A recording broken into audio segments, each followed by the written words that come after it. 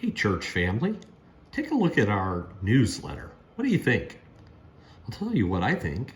I think, first of all, it's high quality. The people that work on it, Jessica and Beth and others, do such a very, very good job.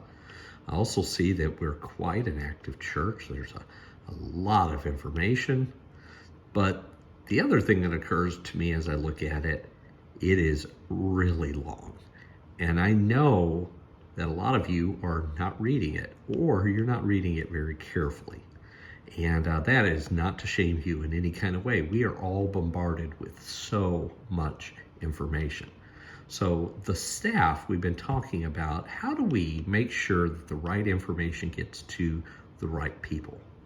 Well, the first thing that we're going to do is we're going to prioritize material that pertains to, say, the whole church. And by the whole church, we mean 80% or more of the church. Those items are going to get the highest billing both in announcements and in the newsletter.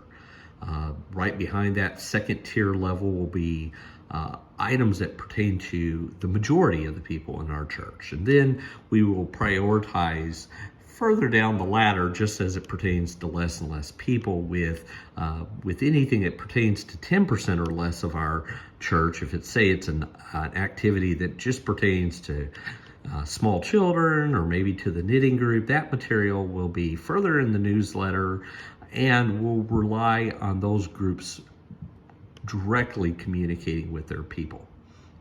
The other thing that we're going to do is we're going to start putting anything that is really imminent, that's happening maybe in the next week or two, and things that are for the whole church, we're going to start putting those towards the top of the newsletter, which means if you do not have time to look at the entire newsletter, we are going to suggest that you look at the top 1 or 2 or maybe even 3 items. And those are going to be the items that are going to be the most urgent and the most widely anticipated and participated in.